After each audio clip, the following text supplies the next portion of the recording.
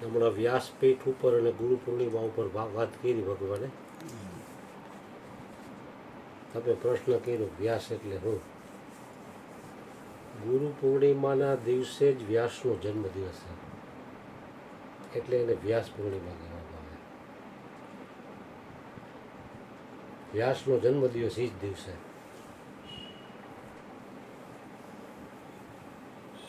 કારણ કે 12 મહિનામાં 12 પૂનમ આવે, છતાંય ગુરુ પૂર્ણિમા અષાઢ મહિનામાં જ કેમ આવે? 12 મહિનામાં પૂનમ તો 12 આવે, દર મહિને એક આવે. કારણ કે ગુરુ પૂર્ણિમા એ આ વાતાવરણ વરસાદી વાતાવરણ હોય. ગુરુ પૂર્ણિમાનો ચંદ્ર તમને સ્પષ્ટ દેખાય નહીં અત્યારે. ગુરુ પૂર્ણિમાની રાત્રે આડા વાદળા છવાયેલા હોય, વર્ષા ઋતુમાં જ આવે એમ. કારણ કે શિષ્ય જ્ઞાન લઈને તો ગયો, પણ આખા વર્ષમાં એને વિષયો રૂપી વાદળા આડા આવી ગયા હોય. ગુરુ પૂર્ણિમાના દિવસે ગુરુ એ હટાવવાનું કામ કરે. शिष्य की बिखरी हुई वृत्तियों को एकत्र करना जो जानता है उसका नाम व्यास है. કારણ કે વર્ષ દરમિયાન કંઈક માન અપમાન, સુખ દુઃખ, લાભ હાનિના અનેક પ્રસંગો હરેકના જીવનમાં બન્યા હોય, જ્ઞાની હોય કે અજ્ઞાની હોય. એવું નથી કે જ્ઞાન લીધું એટલે એના અનુકૂળતા પ્રતિકૂળતા નો એને આવે. ઘણા વર્ષ પહેલા જયદેવ બાપાનો ઉપદેશ હતો ત્યારે હું ગયેલો અહીંયા આફ્રિકામાં, જે એની સમાધિ આપી હતી કેન્યામાં. ત્યારે કોઈક વાણંદના 2 માળા હતા, એનો ઉપદેશ હતો. જયદેવ બાપા ઓલાઓને કે તમને કેમ ઉપદેશ લેવાનું ઈચ્છા થઈ, ગુરુ કરવાની કેમ ઈચ્છા થઈ? પેલા પ્રશ્ન કર્યો. ઓલા ઘડીક વાર તો કાંઈ બોલ્યા નહીં, કોઈક ભાઈ એટલે લઈ આવ્યા હશે. તો એ કે બધા એમ કે ગુરુ હોય ને તો સારું એમ. કે ગુરુ હોય એટલે સારું, પણ એનું કાંઈક કારણ તો હોય છે ને. તમે ગુરુ કરવા મને આવ્યા તો કાંઈક તમને અંદર પડ્યું તો હોય છે ને, શું ઈચ્છાથી આવ્યા એમ. તો કે બાપુ આપણને કાંઈ દુઃખ કે કાંઈ ખરાબ વાતાવરણ કે કાંઈ રોગ કે એવું કાંઈ ન હોય ને, એટલા માટે અમે ગુરુ કરવા માટે આવ્યા. તો કે દુઃખે આવશે, શરીરમાં તકલીફ હોય આવશે, નુકસાની થાય. તમે એવી ઈચ્છાથી આવ્યા હો તો એ રહેવા દેજો કે. પણ એ કે આ જ્ઞાન એવું છે ને કે એ આ બધી પરિસ્થિતિ તમે જ્ઞાન લ્યો એટલે ન આવે એવું નથી, આવે જ. શરીરના પ્રારબ્ધ અનુસાર આવવાનું. રામકૃષ્ણ પરમહંસને કેન્સર આવ્યું હતું, પણ એ કે એને સહન કરવાની તાકાત તમારામાં પ્રગટ થાય. પ્રતિકૂળ પરિસ્થિતિ આવે તો એની પચાવવાની તાકાત તમારામાં આવે. એટલા માટે આ ગુરુનું જ્ઞાન છે. બાકી કોઈ એમ કે કોઈ જ્ઞાન લઈ લો એટલે મને બધી રીતે અનુકૂળતા જ આવે, એ શક્ય જ નથી.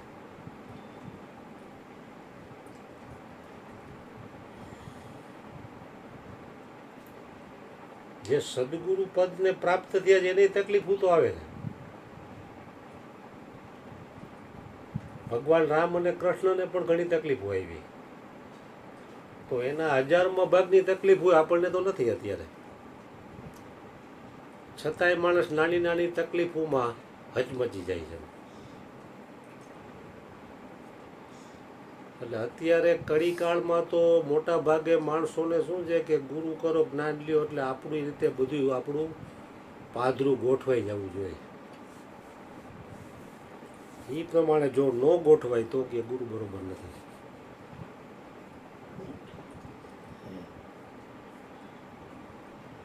અટાણે કળીકાળમાં શારીરિક, આર્થિક અને માનસિક પ્રોબ્લેમ છે, એમાંથી કોઈને કોઈ એક પ્રોબ્લેમ સોલ્વ કરવા માટે માણસ આવતો હોય.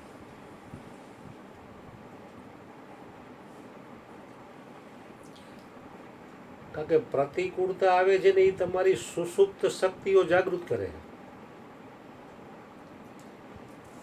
લૌકિકમાં કોઈ પણ માણસ એક સામાન્ય ધંધો કરતો હોય હાઈલે રાખે તો એ નવું ન વિચારે, પણ એ બંધ થાય એટલે તમે બીજું વિચારો જ નહીં. તો એ તમને ઉપર ઉઠાવવા માટે છે. નોકરી કરતો હોય એ માણસ મોટો બિઝનેસમેન ક્યારે બને? એટલે કેટલી પ્રતિકૂળતાઓ જોઈ ન હોય. કારણ કે નિષ્ફળતા છે ને એ સફળતાનું કિરણ છે. તમે 5-10 બિઝનેસમાં નિષ્ફળ થાવ તો નિષ્ફળ શું કારણથી થયા એ તો તમને ખબર પડી જાય ને. તો બીજી વખત તમે એટલા સાવધાન થાવ કે નહીં. તારો પાસપોર્ટ ત્યાં ખોવાનો તારી ભૂલના કારણે, હવે બીજી વખત તું સાવધાન રહેવા બાકું છે ત્યારે. તો નિષ્ફળતા જે સફળતાનું કિરણ છે. એટલે ગુરુનું જ્ઞાન અને સમજણ એવી છે ને કે એ આફતને પણ અવસરમાં બદલવાનું સામર્થ્ય ધરાવે છે.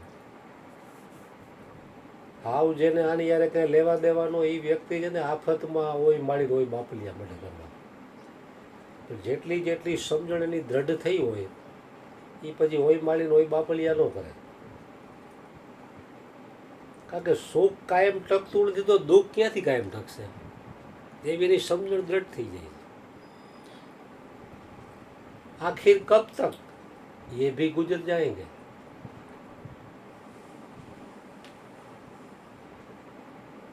મોટા મોટા કરોડપતિ રોડ ઉપર આવી જાય, રોડપતિ કરોડપતિ બની જાય છે. એટલે એક કઈ પરિસ્થિતિ કાયમ નથી. એવી સમજણ જેટલી જેટલી તમારી દ્રઢ એટલા તમે આનંદમાં રહી આવો. બાકી તો શારીરિક, આર્થિક અને માનસિક તો પ્રોબ્લેમ આવવાના.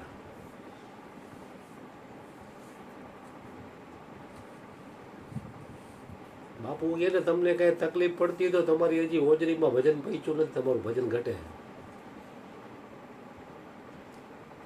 વજન ઘટતું હોય તો કોઈ પણ વિપત પરિસ્થિતિમાં દુઃખી થાય માણસ.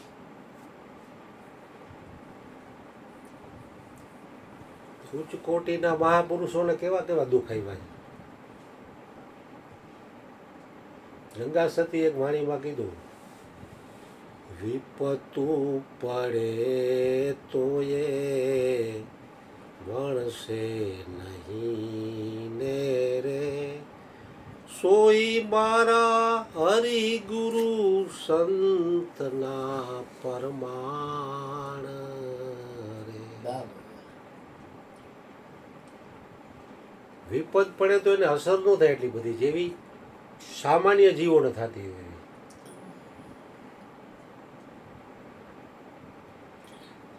કારણ કે આ માર્ગે હાલો એટલે કસોટી આવવાની. લોલે લોલમાં કસોટી નહીં આવે. બાપુ કહે ને સત્ય ચલે ઓ સબકા વેરે, પાખંડ સિર પર છાયા. કારણ કે પાખંડમાં કાંઈ વાંધો ન હોય વ્યક્તિને, સત્યના માર્ગે હાલે એટલે વેરી ઊભા થાય ને વિકટ પરિસ્થિતિ આવે છે. કસોટી હંમેશા સોનાની જ થાય. એટલે મહાપુરુષો શું છે, આ માર્ગે એક દઢ નિશ્ચય કરીને હાઈલા ગયા છે. પછી ગમે એવી વિપત્તિ આવે, કારણ કે વિપત્તિ આવે છે તમારા ઉત્થાન માટે જ આવે છે.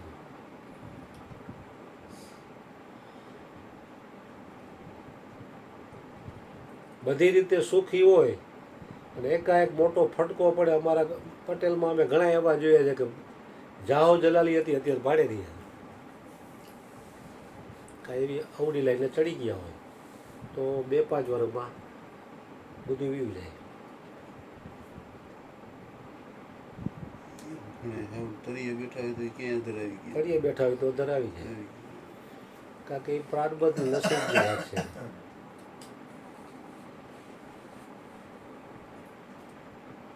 કે લૌકિક વસ્તુ પ્રાપ્ત કરવામાં 3 વસ્તુની જરૂર પડે. પહેલા વિચાર, પછી એ પ્રમાણેનો પુરુષાર્થ અને પછી નસીબ. તે આરટીઓનું કર્યું તો પેલા વિચાર આવ્યો ને કે આ રીતે ગાડી શીખડાવવાનું કરીને આમ કરીને આપણને આટલા પૈસા મળે. વિચાર પ્રમાણે પુરુષાર્થ કર્યો, પુરુષાર્થ કર્યા પછી નસીબ પ્રમાણે મળે. પુરુષાર્થ તો આખી દુનિયામાં બધા લોકો કરે છે. બધાય પ્લેનમાં અને ફોર વ્હીલમાં ફરી નથી શકતા, બંગલામાં નથી રહી શકતા,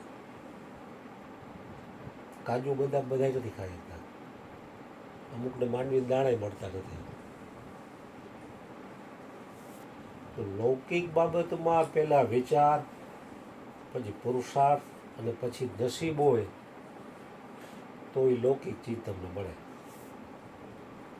એ પાછી નાશવંત કાયમ ટકે તો નહીં જ.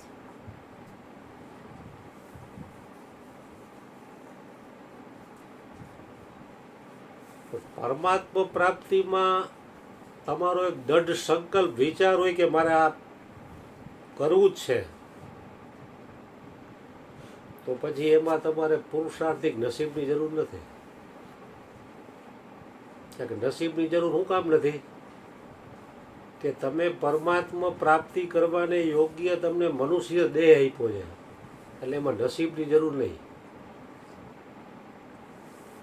લૌકિક વસ્તુમાં તમારું નસીબ હોય એ પ્રમાણે મળે, પુરુષાર્થ કરો છતાં. પણ આમાં તમારી તીવ્ર લગન હોય, તડપ હોય,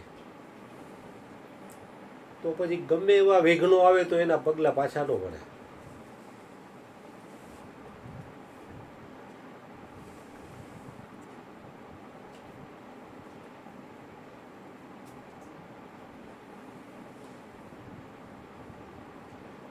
लक्षण ओजल होने पाए कदम मिला कर चल, सफलता तेरे चरण चूमेगी आज नहीं तो कल.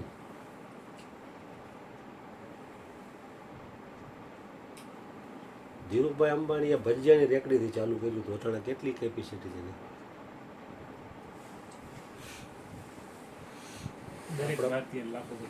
આપણા પ્રાઇમ મિનિસ્ટર નરેન્દ્ર મોદી ચા વેચતા તો નસીબની કોઈને ખબર છે ક્યાં લઈ જાય.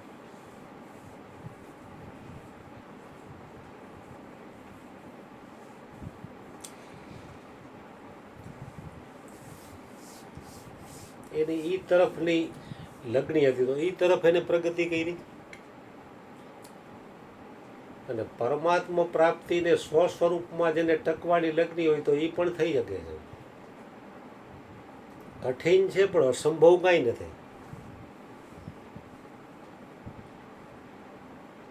પણ આપણી લગણી એટલી દ્રઢ નથી એટલે સમય જાજો લાગે. જેમ દ્વારકા હાલીને જવા નીકળો હોય તો ધીમી ગતિ હાલતો તેને ટાઈમ તો લાગે, ઝડપથી હાલતો હોય વહેલો પહોંચી જાય.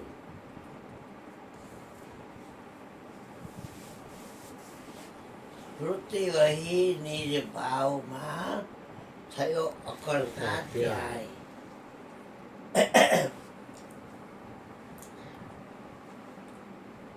વ્યાસ કોને કહેવાય ખબર છે? તરગારા ન કહેવાય, રે કાઢતો હોય ન કહેવાય. વ્યાસ તરગારા હોય. પણ એક ઇંચનું પરિકર બંધાયું હોય, પરિકરમાં સમજો ને, એક ઇંચનું બંધાયું હોય, પછી તમે આમ અણી મૂકી અને એ તમે આમ વર્તુળ કરો તો વર્તુળ 2 ઇંચનું થાય, કારણ કે તમે 1 ઇંચનું બંધાયું છે. હવે ફરતો જે ભાગ છે એને પરિઘ કહેવાય.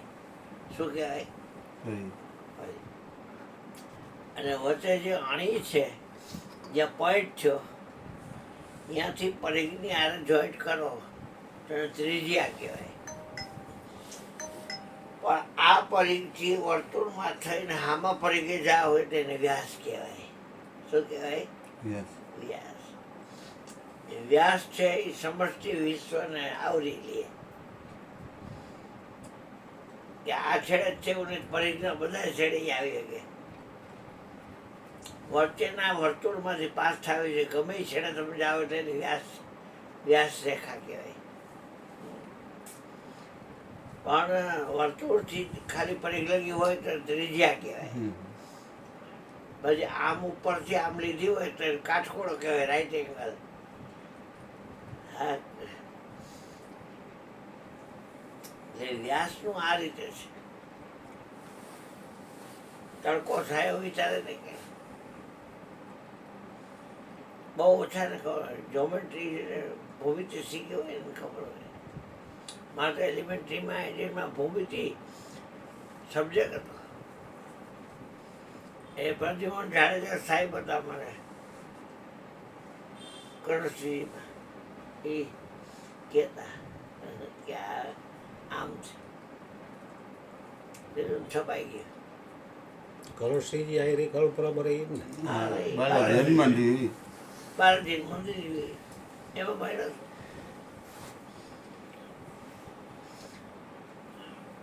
પછી એક ઈંટનું આમ હોય તો વર્તુળ તો 2 ઈંટનું થયું. પછી પરિઘના છેડે અણી રાખી અને આમ કાપો. એ કાપોમાં અહીંયા પાછી અણી રાખીને કાપો, પાછો અણી રાખીને કાપો, તો 6 ઠેકાણે અણી થાય. તો એ બાજુનું જોઈન્ટ કરો એટલે વર્તુળ છે એમાં ષટકોણ થાય, 6 બાજુ. પછી એમાં ઉપરના ભાગમાંથી આમ કરીને આમ ત્રિકોણ લ્યો નીચે, અને પછી આમથી આમ કરીને ઉપર ત્રિકોણ લ્યો તો 2 ત્રિકોણ થાય. અને પછી એ વચ્ચેનો ભાગ છે એમાં હરફનું મોઢું ખોલેલું હોય, અને રીંગ એટલે વીંટી. એ વીંટી જેવડો હરફ હોય, આ મોઢું ખોલેલું હોય, અને આ રીતે એના મોઢામાં પૂછડું હોય, એવી રીતે વીંટી થઈ હોય. તો એ ધ્યાન માટે ઉત્તમમાં ઉત્તમ. નડિયાદ સાઈડમાં બધી ચરોતરો કહેવાય. અહીંયા ધ્યાન આ પોઈન્ટ ઉપર જ ધરે બધા. કારણ કે અહીંયા જે મહાપુરુષ થઈ ગયા વડોદરામાં, અહીંયા વર્ષો પહેલા મહાકાળના મેગેઝિન નીકળતા. હવે તો કોક પાસે હોય એવા મેગેઝિન, બાકી હોય નહીં. કાગળના હોય, એમાં શું હોય.